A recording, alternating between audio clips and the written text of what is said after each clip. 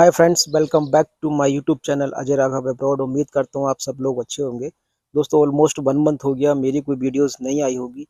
कुछ health issues थे मेरे साथ में, जिसकी वजह से मैं वीडियोस नहीं बना पा रहा था, इतना एक्टिव भी नहीं था। तो प्रॉब्लम्स जो इस समय चल रही हैं उसके बारे में मैं आज आपसे बात करूंगा। इस समय जो पोलैंड के अंदर जो सिचुएशन है, अक्सर आप जॉब इधर सर्च कर रहे होंगे तो यही मैसेजेस आपको मिल रहे होंगे जो मैं आपको दिखा रहा हूँ कि जॉब्स तो हैं लेकिन इंडियंस के लिए नहीं है। और अगर इंडियंस के लिए हैं भी तो वो स्टूडेंट स्टेटस पर हैं। कंपनी आपका पहले स्टूडेंट स्टेटस बनवाएगी, उसके बाद आपको वो हायर करेगी, साथ ही साथ वर्क परमिट अप्लाई कर देगी।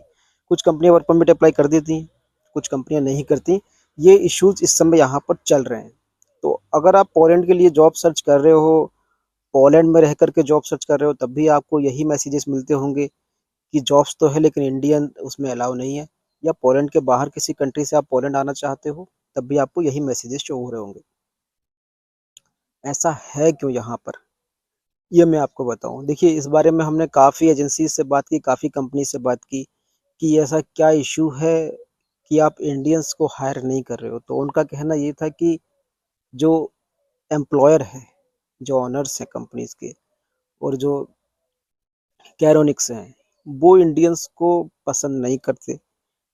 क्यों पसंद नहीं करते? उनका कहना यह है कि इंडियंस ठीक से काम नहीं करते। हालांकि मैं इससे डिसएग्री करता हूँ, बिल्कुल मैं इस बात से एग्री नहीं करता। और मैं तो ये कहता हूँ कि इंडियंस बेहतर काम करते हैं अदर कंट्रीज़ के पीपल से, क्योंकि हमने खुद अदर कंट्रीज़ के लोगों के साथ में काम किया है। जितना मेहनत और जितना एक ईमानदारी के साथ में इंडियन काम करता है, उतना अदर लोग नहीं करते। लाइक यूक्रेन, कोलंबियन, और भी, हाँ, फिलीपींस के लोग बहुत अच्छा काम करते हैं। और अदर कंट्रीज़ के लोग इतना अच्छा काम नहीं करते, लेकिन फिर भी उनको अगर इंडियंस पसंद नहीं है तो वो मेरी समझ से बाहर है।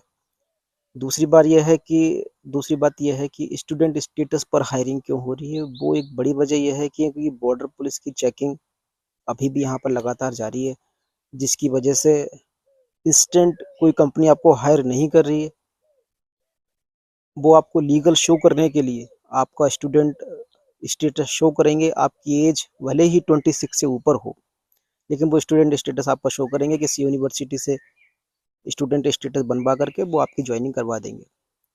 उसमें भी रिस्क ये है कि डॉक्यूमेंट्स की दिक्कत रहती है, जिसकी वजह से मैं भी हायरिंग नहीं करवा पा रहा हूँ, मैं भी जॉब्स के ऑप्शंस आपको नहीं दे रहा हूँ। और जॉब्स के ऑप्शन अगर हमारे पास में है तो वो आफ्टर वर्क परमिट है। और आफ्टर वर्क परमिट आपको पता ही है टाइम उसमें कितना लग जाता है। 45 डेज टू 90 डेज एक एवरेज टाइम है, और कभी कभी ज़्यादा भी टाइम लग जाता है। मेरे ऑलमोस्ट 7-8 कैंडिडेट्स ऐसे हैं जिनके नवंबर में वर्क परमिट अप्लाई हुए थे, उनके वर्क परमिट अभी तक नहीं आए हैं। और जिनके फरवरी में अप्लाई हुए थे उनके वर्क परमिट आ गए, उनको ज्वाइनिंग भी मिल गई है। तो एक एवरेज टाइम हम बताएं तो 45 डेज टू 90 डेज लगते हैं। अगर आप पोलैंड आना चाहते हैं, एक लीगल वे में आना चाहते हैं, तो वर्क परमिट हम अभी भी आपके लिए अप्लाई कर रहे हैं। जो वैकेंसीज हमारे पास में है वो मैं आपको बता देता हूँ। आफ्टर वर्क परमिट वेल्डिंग, ठीक है, मिग वेल्डिंग आपसे आता हो, मैग वेल्डिंग आता हो, टिक वेल्डिंग आता हो, प्लास्टिक प्रोडक्शन, इसकी सैलरी वगैरह मैं आपको डिटेल में डाल डाल दूंगा। मेरे व्हाट्सएप स्टेटस वगैरह आप चेक करते रहना। फर्नीचर प्रोडक्शन में भी हमारे पास में वैकेंसीज है after work permit. Metal production में हमारे पास में वैकेंसी है after work permit. Brick making after work permit. Seamstress after work permit. ये वैकेंसीज हमारे पास में आफ्टर वर्क परमिट है। इसके अलावा हमारे पास में 2-3 क्लॉथ के वेयर हाउस हैं, हालांकि उसमें अभी वर्क परमिट अप्लाई नहीं हो रहे हैं, जितने अप्लाई होना थे वो हो चुके। अब इन सब की ज्वाइनिंग के बाद में नेक्स्ट हम वर्क परमिट अप्लाई करेंगे क्लॉथ वेयर हाउस में, तो हम आपको बताएंगे। फिलहाल पोलैंड के पास में यही ऑप्शंस हैं। और वर्क परमिट में जिन लोगों के नवंबर के भी अप्लाई हैं, तो भाई टाइम उसमें ज़्यादा लग रहा है, तो हम उसमें कुछ नहीं कर सकते।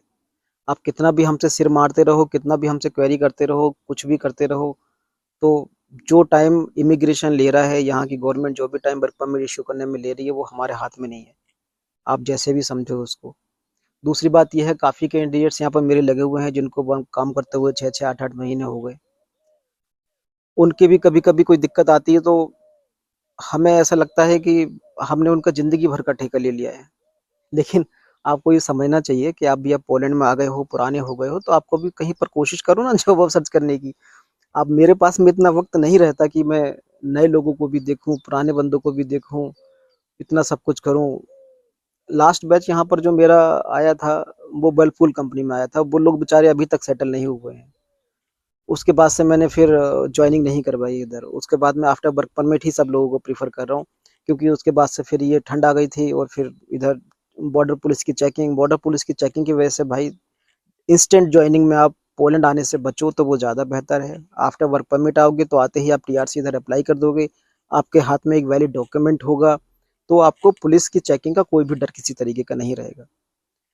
तो पोलैंड से रिलेटेड किसी भी तरीके की इन्फॉर्मेशन मैं आपको देता रहूँगा। अभी भी कुछ लोगों के मन में ये क्वेरी है कि अप्रैल, मई, जून से कुछ रूल्स यहाँ पर चेंज होंगे, ऐसा कोई जानकारी में नहीं है, ऑफिशियल ऐसा कुछ अनाउंसमेंट नहीं हुआ है।